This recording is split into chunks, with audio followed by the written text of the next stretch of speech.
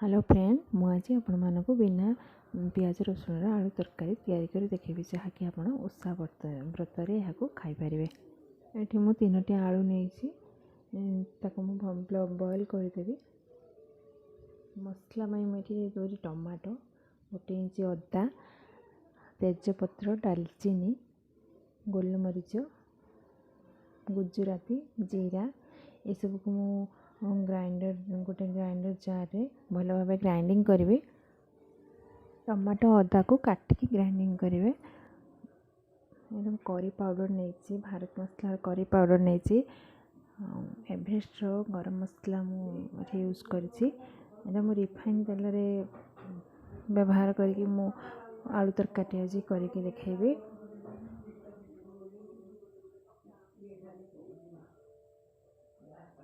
कड़े तेल गरम करके जो बाटी मसला को मुझे कषुची भल भाव। आलू को ऑलरेडी बॉयल करके रखी मसला टिके पानी देकी भल भाव ताको कषिबी।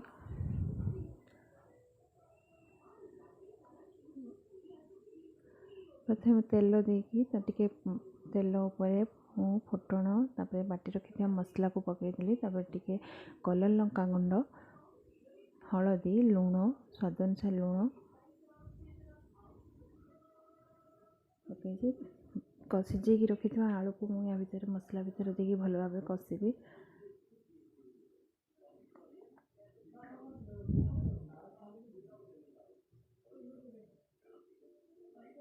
आलू आपन चाहिए भाजिकी पकई पारे। मुझे आलू सीझा आलू डायरेक्ट मुझे यूज करी जेहेतु मत तेल ये बहुत कम तेल यूज करी आलू को डायरेक्ट सीझा आलू ही काटिकी मसला पकईकी एमती कषुची।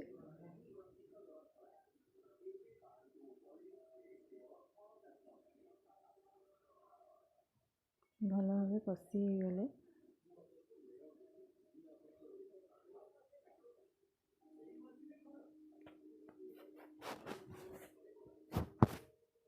मझे मझे एमती घाटी नवा।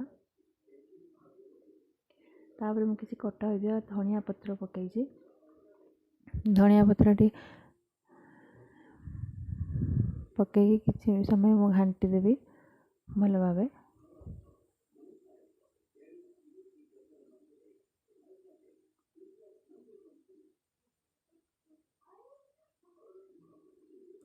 किसी गरम पानी करके मु रखी जोटा कि आलू कषार यूज करी।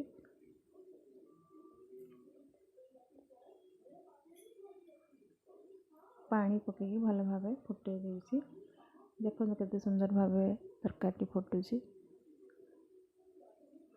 10 मिनट एमती फुटीगला